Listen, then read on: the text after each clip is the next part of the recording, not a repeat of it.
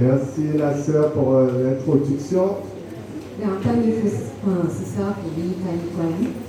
Je suis aussi jeune maintenant, j'ai maintenant 25 ans et 26 ans la semaine prochaine.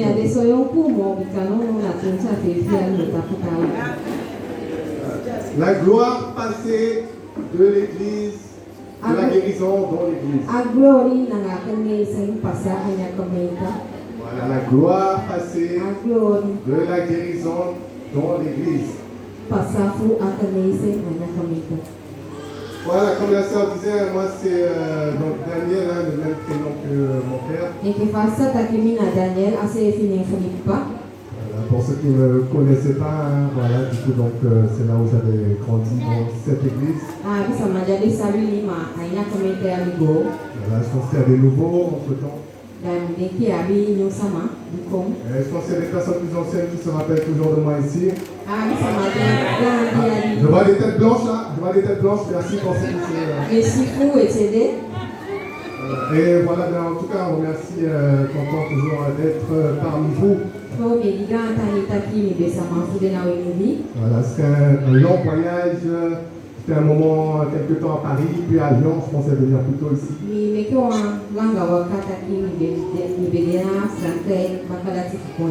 Voilà, le fameux Mayotte que vous voyez à la télé, c'est là-bas que j'habite. Remerciements bien entendu à mes parents aussi. Voilà, je crois que tout ce que vous pouvez voir de moi, la manière ou même la prédication, tout ce que je dis ou je fais.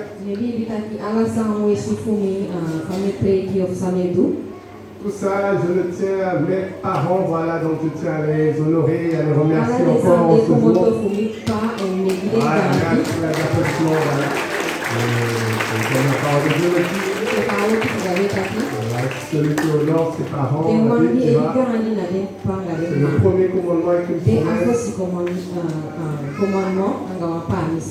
Afin que tu vives longtemps et que tu aies des jours heureux sur cette terre. Donc comme je disais, je parlais ce matin de la gloire passée, de la guérison dans l'église.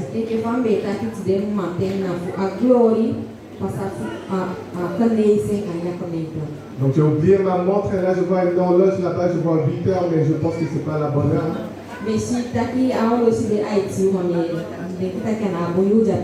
Donc vous me coupez si c'est trop long, si je parle trop longtemps pour vous. C'est la bonne heure, c'est 8 heures. Ah d'accord, pardon. C'est bon, excusez-moi. Je testais pour voir si les gens ne dormaient pas ou pas. Ils savent, ils connaissent l'heure ici en Guyane aussi, ça c'est bien là.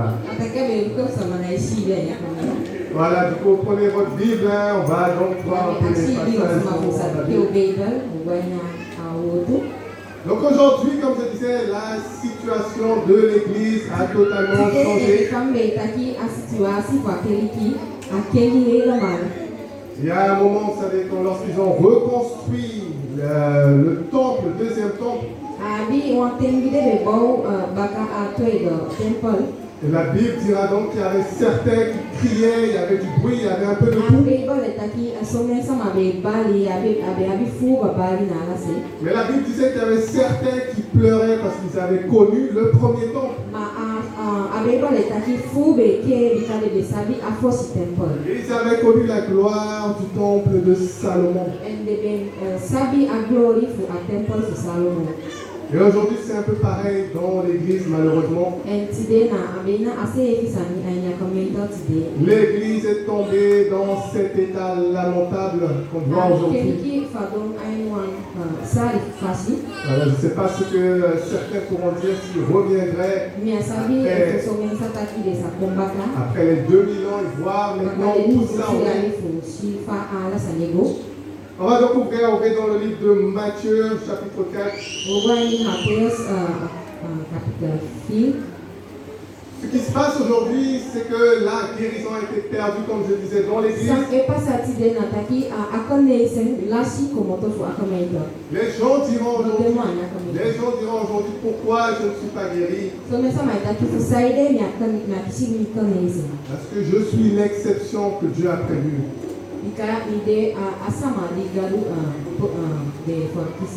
Alors que lorsqu'on regarde dans ce qui se passait au début dans la vie de Jésus et dans la vie des apôtres, on voyait la multitude être guérie constamment et sans aucune exception. Voilà Matthieu 4, versets 24 et 25.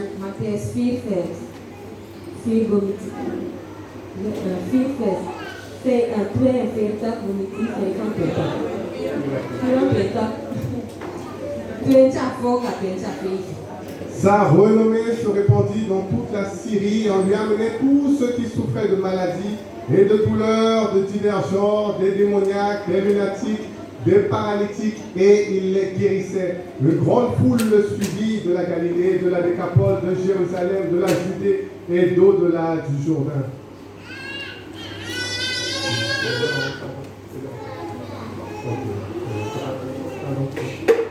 En tout cas, vous pouvez le vérifier. En tout cas, donc, c'est bon, tout le monde le lit directement. Ok. Chez nous, là, c'est en malgache. Du coup, il y a directement, on le fait juste après. Voilà, donc suivez bien dans votre langue en français, en saint-anglais, vous regardez bien tout ce qui est écrit.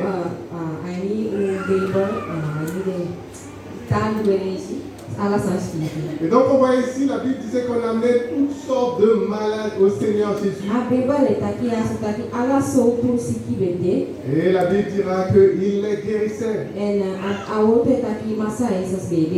Matthieu 8, verset 16 maintenant. Le soir, on amena auprès de Jésus plusieurs démoniaques. Il les chassa. Il chassa les esprits par sa parole et il guérit tous les malades. On poursuit maintenant Matthieu 9, verset 35. 9, verset 35. Jésus parcourait toutes les villes et les villages, enseignant dans les synagogues, prêchant la bonne nouvelle du royaume et guérissant toute maladie et toute infirmité. Voyant la foule, il fut ému de compassion pour elle parce qu'elle était languissante et abattue comme des brebis qui n'ont point de berger. Et donc ici on voit dans tous ces exemples, Jésus guérissait constamment la multitude sans aucune exception. Tout ce qui s'approchait du Seigneur Jésus avait la certitude à 100% que si je le touche, je peux être guéri.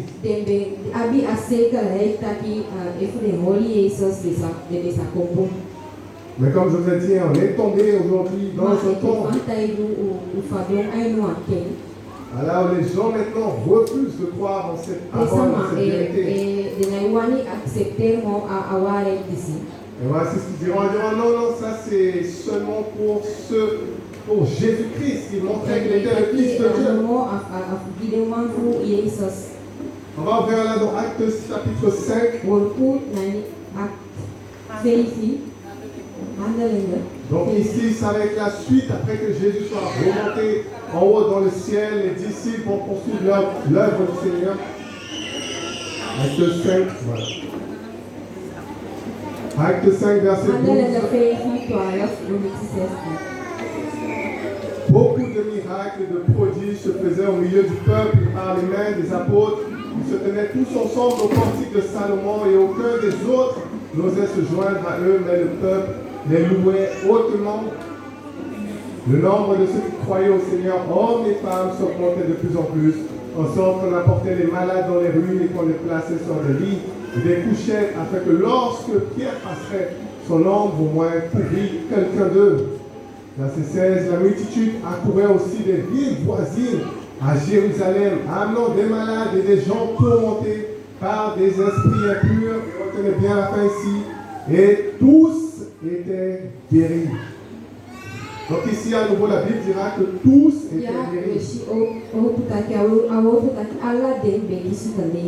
Il n'y avait aucune exception dans le temps de Jésus et aucune exception non plus dans la vie des apôtres. Exception Mais encore aujourd'hui, on est tombé bien bas, comme je le disais.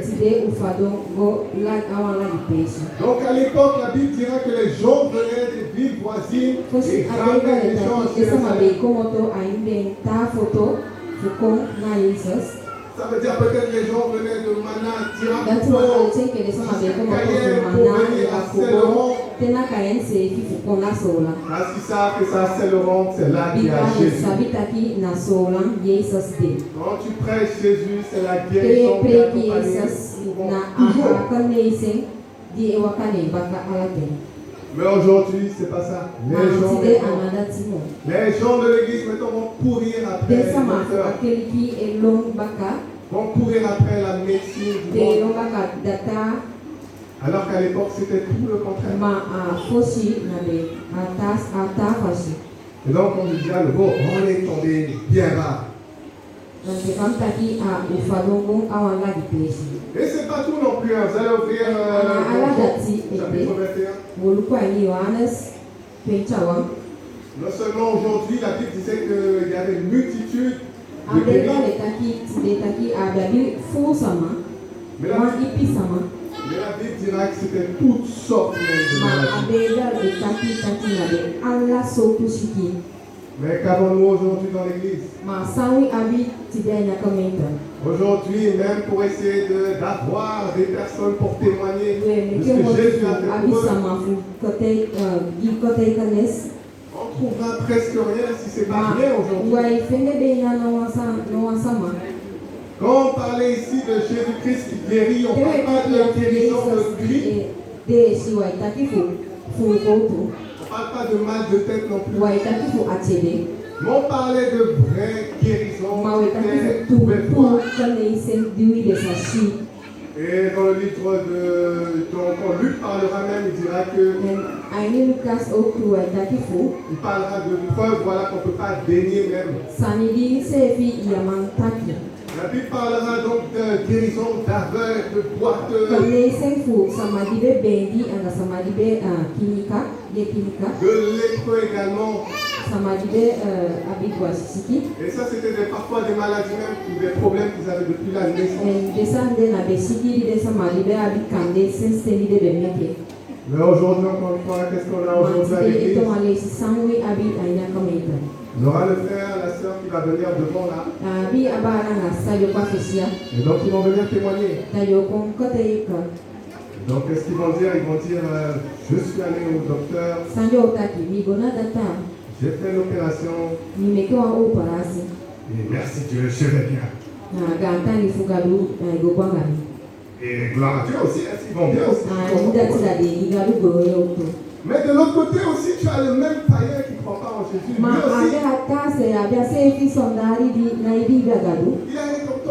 il avait le même problème comme toi.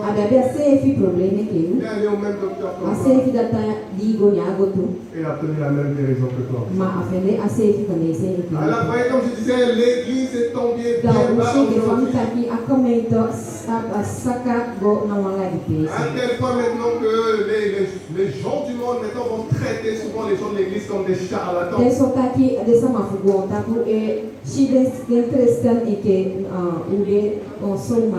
Voilà, les gens du monde ne sont pas bêtes, hein, vous savez. Voilà, peut-être toi, peut-être tu connais peut-être pas beaucoup de choses, ou tu fais semblant de cacher la vérité. Les gens du monde ne sont pas bêtes, ils voient bien si c'est quelque chose de fait ou de réel. Et on se rappelle même un moment lorsque hier les gens vont faire le miracle à Jérusalem. Donc les pharisiens vont se réunir, ils vont dire non, il faut qu'on fasse quelque chose. Parce que la guérison que cet homme-là a reçue, tout le monde va le savoir et on ne peut pas l'éloigner. Et donc c'était des miracles authentiques, des guérisons authentiques qui se passent. Encore une fois, comme je disais, si tu es allé au docteur et ça va mieux avec toi, je suis content pour toi. Mais ne viens pas me dire ça c'est la puissance de Dieu parce que ça veut dire que tu n'as pas lu la Bible. Ça veut dire que tu te moques de Jésus, tu veux dire que Jésus a fait que des petits miracles comme ça. La puissance de Dieu, c'est maintenant faire l'impossible, guérir les malades, guérir ceux qui ont cancer terminal, c'est ça le nom de Jésus.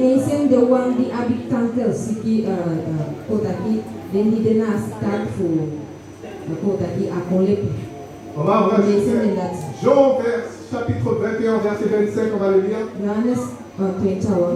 Jésus a fait encore beaucoup d'autres choses. Si on les écrivait en détail, je ne pense pas que le monde même pût contenir les livres qu'on écrivait. Donc ça veut dire qu'ici, dans la Bible, ce que tu as, c'est seulement quelques petits fragments, quelques petites histoires de guérison de Jésus. Voilà, il y a beaucoup d'autres choses encore qui se passent dans la vie de Jésus. Mais la Bible nous donnera quelques exemples de guérison.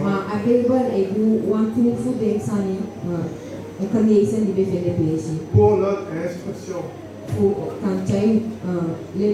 Donc c'est une raison de plus, même quand tu vas lire les histoires de la Bible, de prendre ton attention parce qu'il n'y en a pas beaucoup. Il n'y a pas beaucoup d'histoires dans la Bible, il n'y a pas beaucoup de guérisons de Jésus dans la Bible. Et même lorsque vous regardez un peu les différents évangiles, vous allez voir que souvent c'est un peu les mêmes guérisons qui se répètent à travers les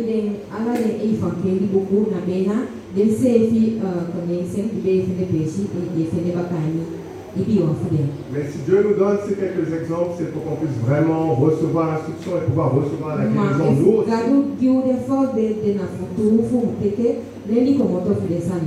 Voilà, on est dans Matthieu chapitre 8. Je ne vais pas lire beaucoup d'histoires de guérison, mais j'essaie de rester.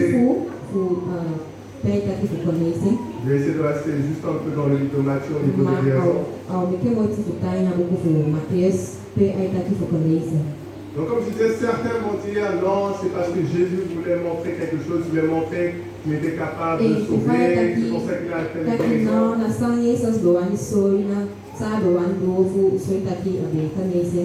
Voilà, dans le sens où c'est lui seulement qui est capable de faire ça, c'est le Fils de Dieu.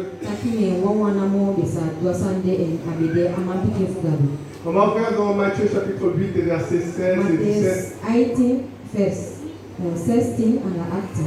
Donc ici c'est la Bible qui donnera, le Saint-Esprit qui donnera lui-même le commentaire de la vie de Jésus.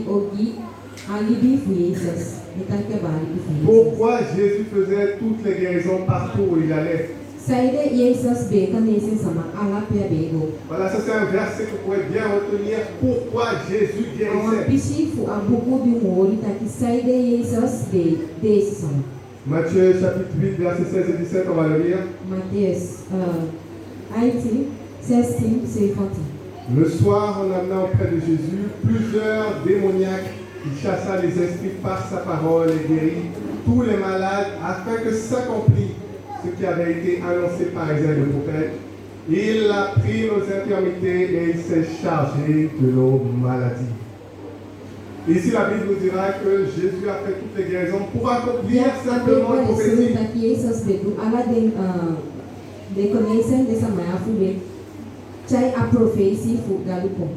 Je sais que peut-être certains connaissent déjà ces prophéties, ils l'ont déjà lu.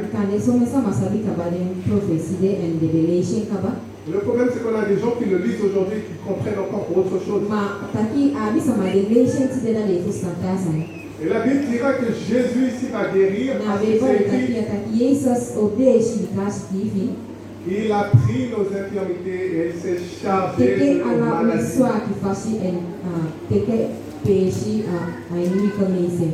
Donc la Bible nous dira que la raison pourquoi Jésus nous guérit, c'est parce qu'il avait déjà pris dans son corps toutes les maladies, toutes les infirmités. Et maintenant, lorsqu'il est venu, c'était uniquement pour faire manifester cette guérison. Et pouvoir que les gens puissent recevoir ça dans leur corps par la foi. Et comme je disais, en étant bien bas, certains me diront donc, j'ai vu les versets que tu me donnes. C'est vrai, c'est écrit ce verset-là de Matthieu 10. Ils vont peut-être même te citer, en fait, c'est Ésaïe 53, verset 4 et 5. Voilà, ils vont aussi citer peut-être 1 Pierre chapitre 2, versets 23 et 24. C'est le même passage encore. Et ils vont quand même te sortir encore quelque chose d'autre. Ils vont donc te dire, en fait, ce que tu n'as pas compris, je vois que tu as un bon cœur.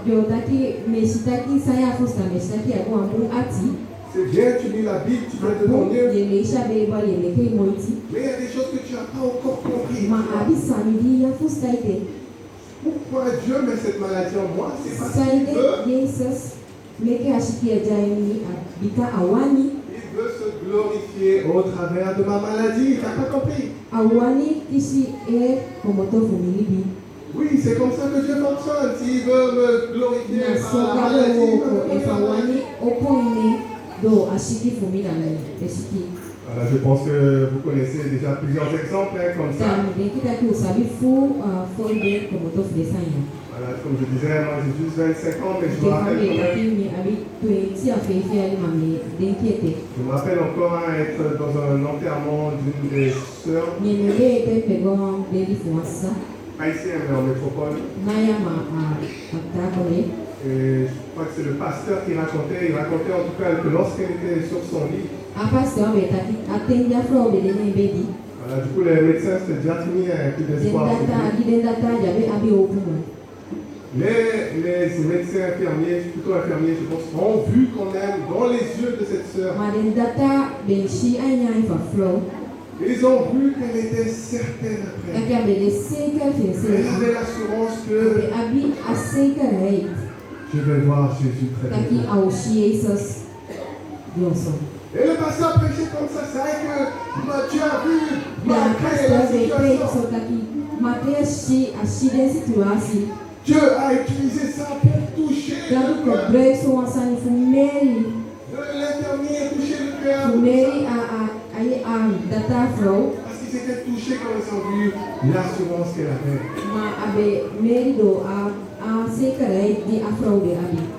Encore une fois, moi je suis heureux en tout cas si elle croit aller au paradis.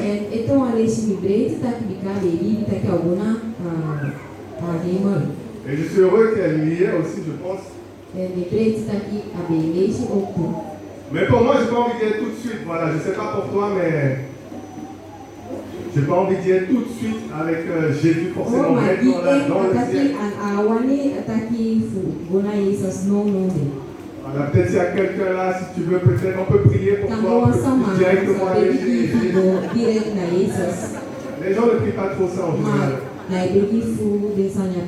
Et donc le pasteur il disait ça, il utilisait ça pour dire que Dieu utilise ça, Dieu utilise ça. Ce que les gens ont du mal à comprendre, c'est que Dieu est plus grand que ce que toi tu penses.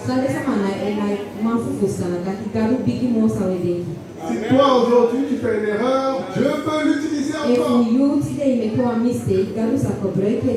Dieu ne va pas te jeter comme ça. Mais Dieu utilise même les erreurs, les fautes qu'on peut faire. Donc ça ne veut pas dire que quand Dieu utilise quelque chose, ça veut dire que c'était ce que Dieu voulait faire à la base. Voilà, comme je disais, moi je ne suis pas marié. Mais je peux aussi aller vers une femme et après engendrer ce qu'on va appeler un bâtard.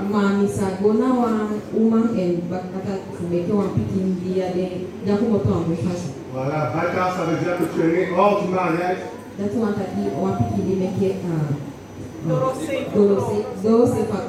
Voilà, Voilà, c'est pas un mot qu'il faut avoir peur. Je sais peut-être toi tu le connais à la télé comme autre chose, mais de rien qui vient dans le dictionnaire, ça veut simplement dire cela.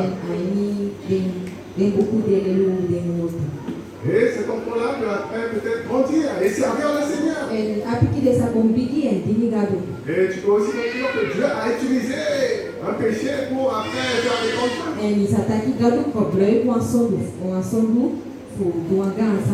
Mais non, c'est pas ainsi. Dieu utilise même les erreurs. Alors, on pense aussi à l'histoire un peu de Jephthé aussi. Hein. Alors, on sait qu'il y avait plusieurs, il y avait des fils, il y avait un qui était né avec une autre femme.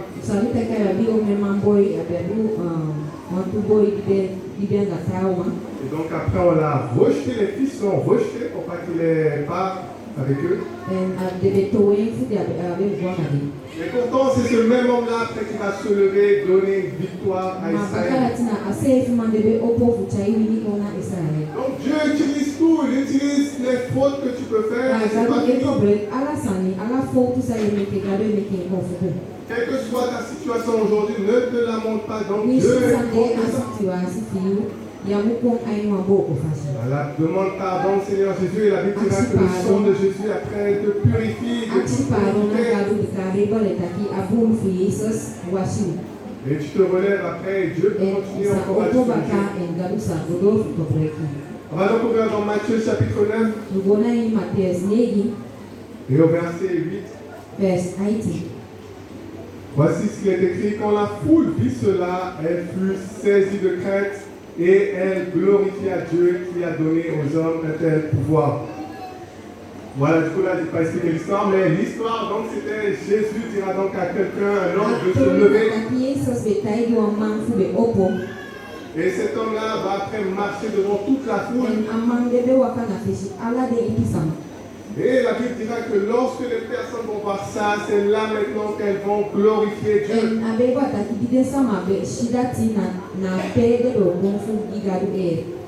Mais aujourd'hui, c'est l'inverse qu'on voit, c'est les gens choisissent la maladie pour glorifier Dieu.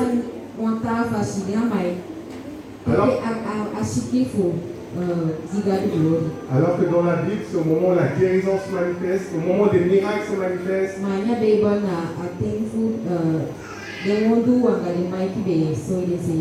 C'est là que les hommes glorifiaient le Dieu d'Israël. On va voir un autre exemple dans Matthieu chapitre 15. Chapitre 15, versets 30 et 31.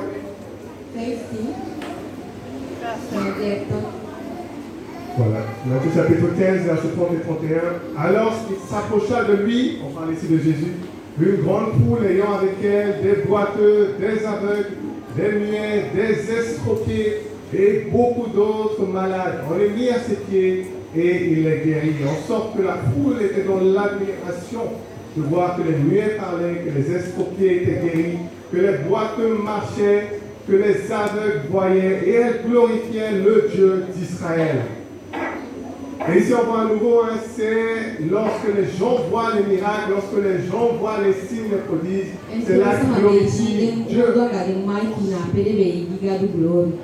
Et donc c'est bien qu'on puisse à un moment se mettre en face de la vérité. De savoir que tu glorifies Dieu que quand tu vois vraiment Dieu faire quelque chose. Mais lorsqu'on voit les personnes rester dans la maladie, il n'y a rien de spécial à tout cela. Du coup, ce n'est pas une raison non plus pour aller glorifier Dieu. En tout cas, voilà, je répétais qu'il faut maintenant, c'est lorsque les personnes sont guéries, c'est là qu'on glorifie. Voilà, je sais que c'est un peu basique, mais aujourd'hui, il faut dire ces choses basiques-là.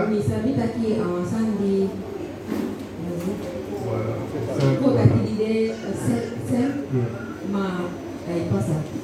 Mais aujourd'hui, les gens maintenant sont tombés dans des habitudes, dans des traditions, dans l'église. Et moi, je peux te comprendre aussi pour ceux qui ont grandi à l'église. Moi aussi, j'ai grandi à l'église. Des choses qu'on est habitué à faire, c'est toujours la routine. Voilà, on est habitué, c'est toujours un peu le même genre de témoignage, les mêmes choses. Voilà, on est habitué que quand on va dire prier, c'est souvent prier pour aller au docteur, ou prier pour les petites choses. Voilà, on ne pense pas forcément que Dieu peut guérir un cancer terminal devant nous. Dieu peut faire lever un boiteux, les gens font pas forcément ça. Et tout ça, c'est juste l'habitude, c'est parce qu'on est habitué. Et donc les personnes peuvent...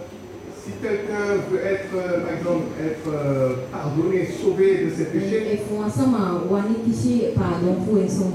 on aura donc ce réflexe-là de dire oh, on va prier pour le frère, on va prier pour la sœur. Voilà, pour cette personne, en tout cas, pour qu'elle puisse connaître le Seigneur Jésus et le recevoir. Et les gens vont faire ça rapidement, sans réfléchir, ça va être un réflexe. Mais quand ça va être maintenant, on va prier pour un malade. Déjà, attention, ça dépend de qui c'est encore. Hein.